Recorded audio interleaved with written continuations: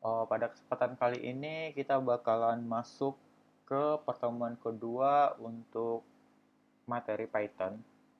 Nah, jadi ini ada beberapa poin yang bakalan kita bahas untuk pertemuan kali ini atau kesempatan kali ini.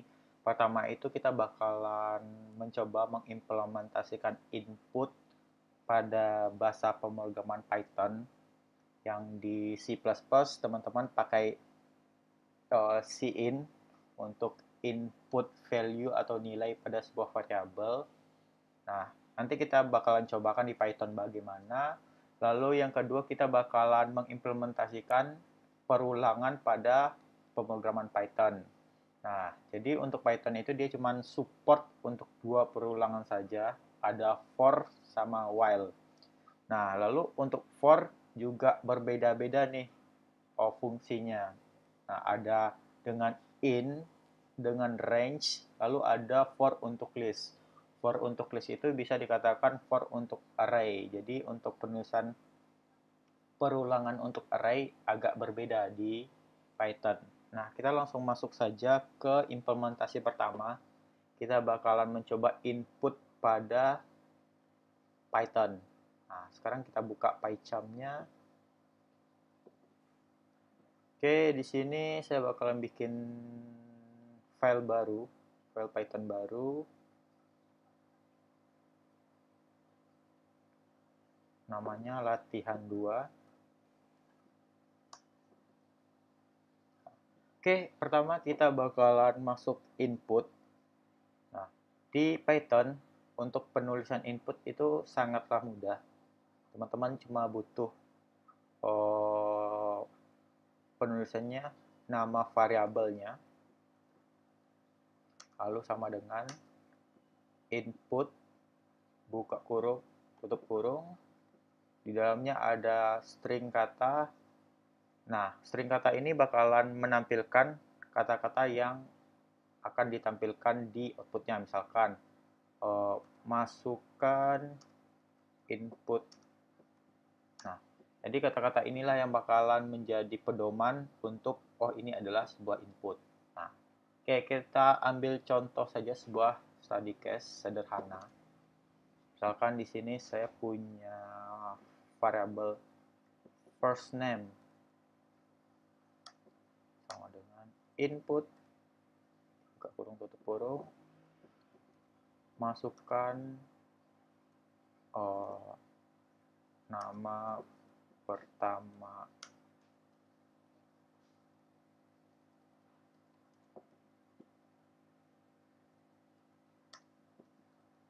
Anda, lalu last name, input,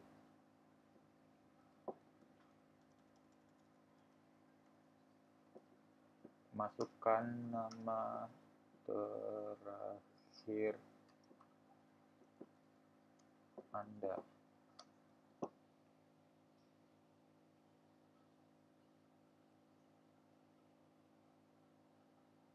Nah, oke. Nah, jadi kita punya dua variabel yang dimana kedua variabel ini kita bisa input masing-masing value-nya. Nah, sekarang kita tampilkan full name-nya. Nah, jadi tinggal kita print saja. Print nama lengkap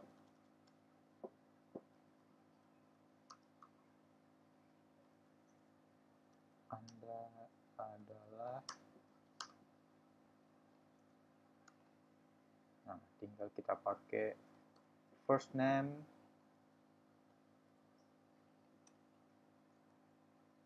jangan lupa komanya, lalu plus si last name. Nah, jadi ini adalah cara implementasi input pada bahasa pemrograman Python. Nah, kita coba jalankan. Oke. Oke, kita close ya, close dulu aja. Saya hapus saja ini biar tidak mengganggu. Oke. Kita jalankan lagi. Ada error. Latihan 1.py tidak menemukan. Oh, oke. Salah. Kita belum ganti konfigurasinya.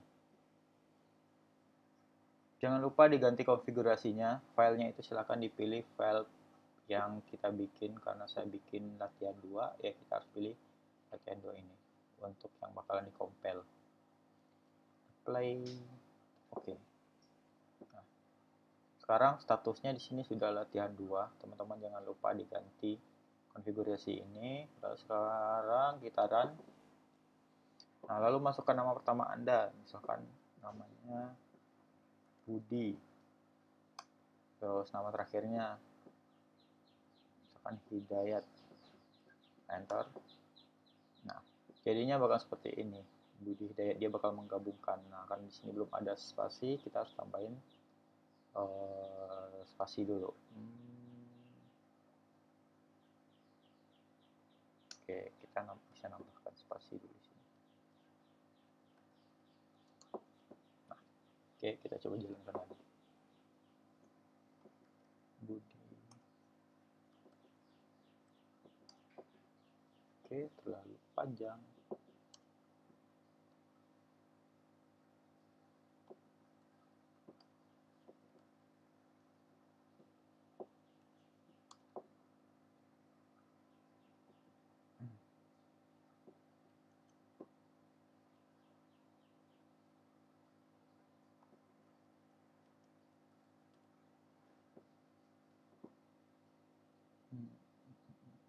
Coba kita hilangkan saja.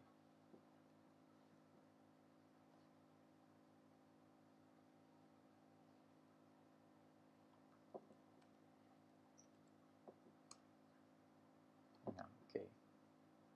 Ini kita hilangkan saja.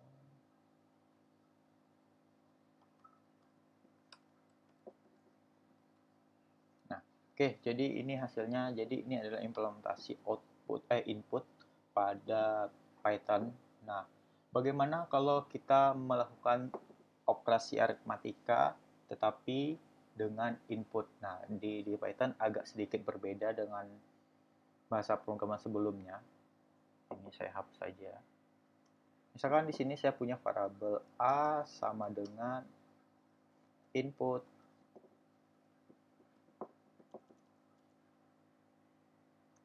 Masukkan nilai A.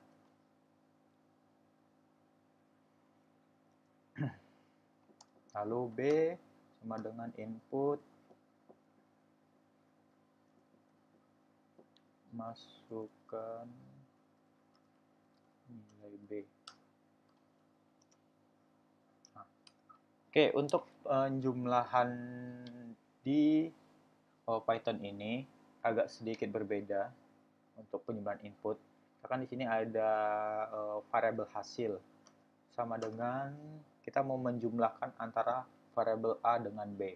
Nah, kalau kita lakukan A plus B seperti ini juga bisa, tetapi dia bakal menganggap kalau ini defaultnya adalah string. Jadi dia cuma menggabungkan saja. Oke, kita cobakan saja. Print hasil A plus B adalah hasil. Nah, kalau kita bikin seperti ini penjumlahannya, dia cuma bakal menggabungkan value of inputnya. Misalkan kita punya input 10 ditambah 10. Nah, kalau kita print hasilnya dia bakal menjadi seperti ini. 10, 10. Dia tidak bakal menjumlahkan karena dia menganggap ini adalah string. Nah, kita cobakan. Oke, saya punya nilai 10 ditambah 10. Nah, dia bakalan hasilnya 10, 10 seperti ini. Nah, bagaimana cara menjumlahkannya? Jadi, untuk cara penjumlahannya kita harus bikin tipe datanya. Jadi, kita harus mengenalkan dulu tipe datanya. Misalkan di sini kita butuh integer. Jadi, kita tambah integer, buka kurung, tutup kurung. Lalu di sini juga integer, buka kurung, tutup kurung. Nah, jadi kita harus memperkenalkan dulu tipe datanya biar dia menganggap oh ini adalah integer dan ini harus dijumlahkan. Nah, kita cobakan. Oke, 10 tambah 10, 20. Oke, benar. Lalu, kalau misalkan tipe datanya berkoma, ya ini tinggal diganti float saja. Float, float. Nah, misalkan di sininya pembagian. Nah, kita cobakan. Misalkan 5. Ini 5 dibagi sama 2. Nah, hasilnya 2,5. Oke, coba lagi. 5, 3 dibagi 2, 1,5. Nah, jadi yang harus teman-teman ingat untuk penjumlahan kita harus memperkenalkan dulu tipe datanya. Nah, seperti itu. Nah, oke. Kedua kita bakalan masuk ke perulangan. Nah, perulangan bakalan kita bagi menjadi 3. Ada in, range, sama untuk list. Oke, kita cobakan. Nah, pertama kita masuk dulu untuk for in. Nah, untuk penulisan for di Python itu seperti ini. For i ini adalah variabelnya. Teman-teman bebas mau bikin i, a, x, atau ab juga nggak masalah. Nah, di sini saya bikin i saja, lalu in 1, 2, 3, 4, 5. Titik 2, enter. Nah, yang teman-teman harus perhatikan juga adalah spasinya. Jadi kalau bikin seperti ini misalkan print hello. Nah, dia bakalan error. Sini bakalan error. Jadi dia tidak boleh print ini sejajar dengan for-nya. Agak dijauhkan sedikit dari for-nya. Nah, seperti ini. Nah, lalu kita coba tampilkan. Kita run. Nah, hasilnya akan seperti ini. Maksudnya dari in ini adalah jika perulangan ini masih masuk antara angka 1, 2, 3, sampai 4, sampai 5, dia bakal menampilkan 5 hello. Jadi dari 1, 2, 3, 4, 5 dia bakal menampilkan. Nah, kita coba tampilkan angkanya ke, berarti kita harus menampilkan i-nya. Nah, coba kita run. Nah, jadi dia selama masih ada angka yang di dalam ini dia bakalan menampilkan perulangannya. Nah, misalkan kita tambahkan 6, ya dia bakal menampilkan 6 dan 7. Nah, itu akan menampilkan. Nah, jadi ini adalah salah satu implementasi for untuk in. Nah, kalau for untuk range hampir sama fungsinya. Misalkan di sini ada x. In kita tinggal nambahin range di dalamnya. Kan 1 sampai 11. Lalu titik 2, enter, print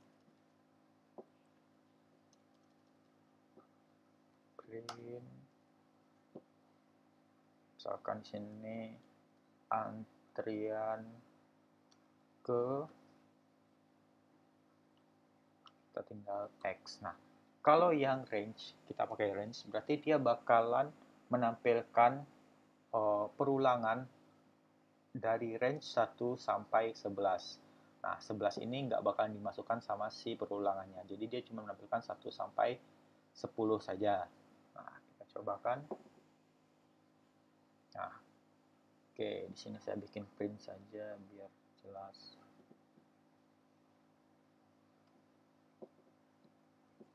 Print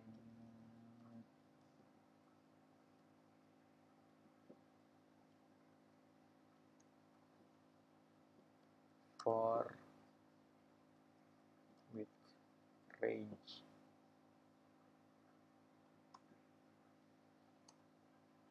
Lalu di sini print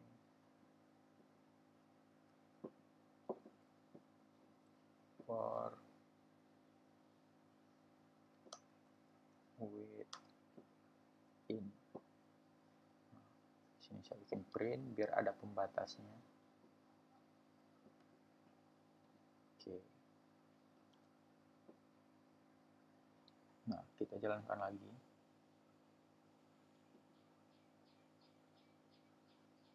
Nah, jadi ini hasilnya. Kalau untuk in, dia selama masih ada value yang ada di sini, value yang in-nya, dia bakalan menampilkan terus 1, 2, 3, 4, berarti semuanya bakalan ditampilkan sama dia.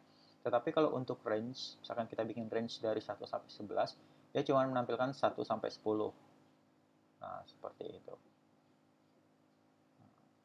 Jadi ini adalah contoh untuk implementasi perulangan dengan in dan range.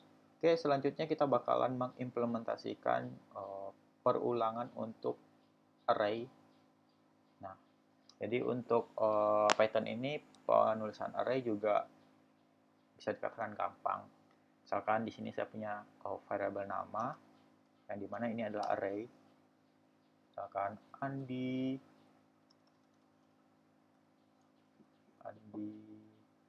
lalu di sini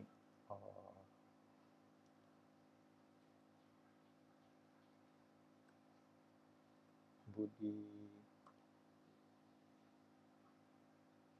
lalu nah, untuk menampilkannya kita bisa menggunakan array perulangan for. Contohnya seperti item, lalu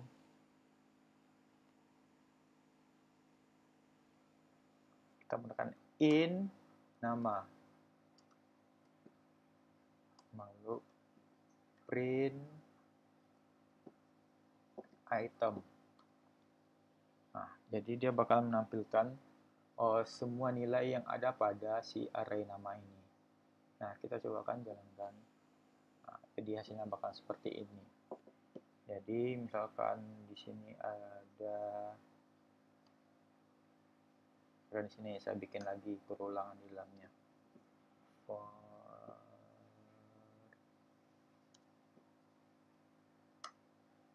i sama dengan i in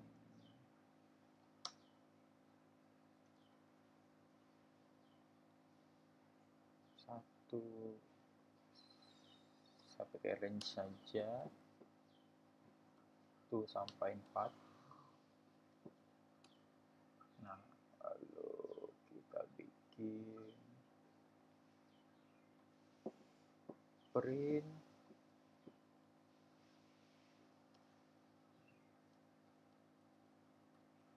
nama ke i, lalu kita print adalah item. Nah, kita coba jalankan. Oke, dia berulang tetap 3 kali karena dia dalam perulangannya. Perulangan ini. Oke, 1, 2, 3, 1, 2, 3. Oke, berarti kita coba pakai ini aja. Saya pakai i dengan i plus 1.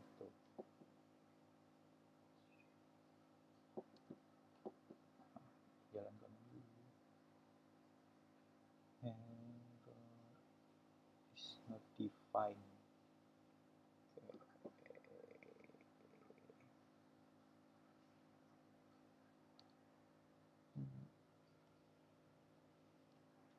Oke, atau kita bikin saja i sama dengan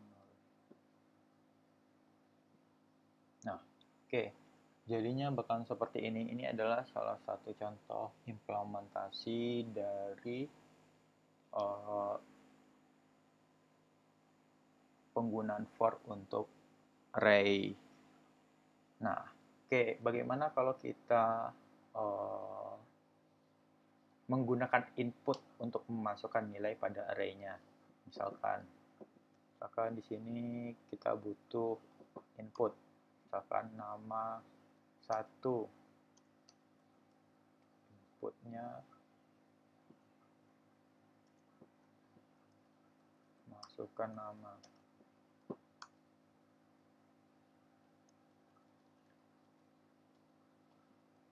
lalu nama 2, input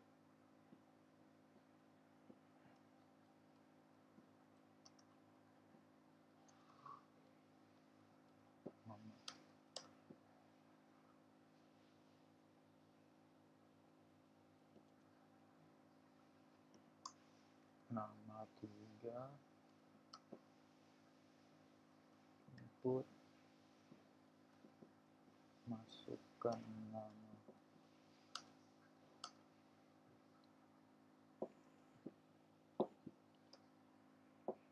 nama 4 dengan input masukkan nama. Nah, berarti di array-nya kita tinggal panggil si variabelnya saja. Nama 1, lalu nama 2, lalu nama 3, nama 4. Nah, otomatis nah, oke. Nah, jadi kita sudah punya 4 variabel, yang dimana 4 variabel itu bisa di input, lalu ada satu variabel nama, itu adalah array. Nah, kita coba jalankan. Budi, Ani,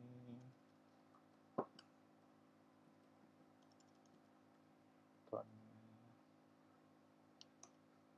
lalu. Nah, jadi seperti ini implementasi input untuk array pada bahasa pemrograman Python.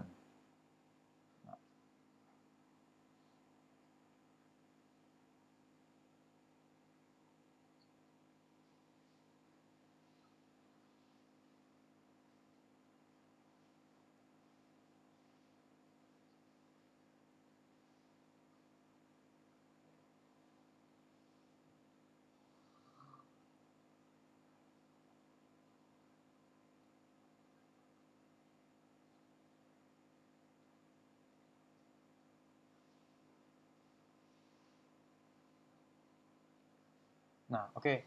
Bagaimana kalau misalkan array ini kita cuma pengen nampilkan satu saja, misalkan satu dari dalam list ini saja.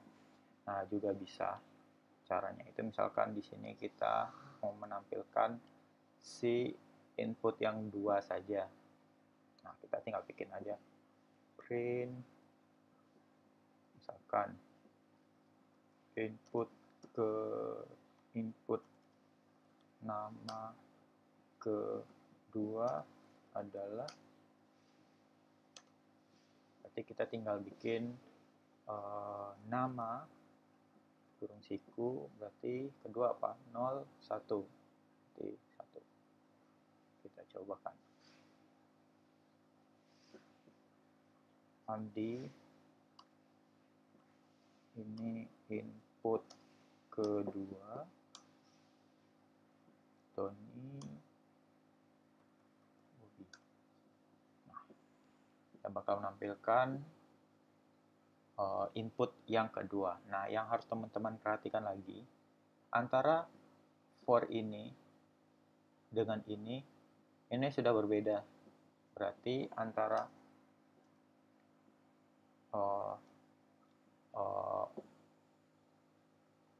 codingan ini atau sintaks ini dengan sintaks ini itu sudah di luar. Jadi print ini sudah di luar cangkupan si for ini. Jadi tidak ada sangkut pautnya antara si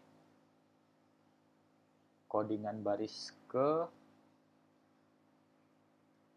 8 sampai ke 10 ini dengan si yang 12. Nah, jadi teman-teman harus perhatikan seperti itu. Oke, item. Jadi tandanya apa? Jadi tandanya yang harus teman-teman perhatikan adalah spasi ini. Kalau misalkan spasi, kalau seperti ini, bikin seperti ini, nah dia sekarang masuk ke dalam kancahnya atau areanya si for.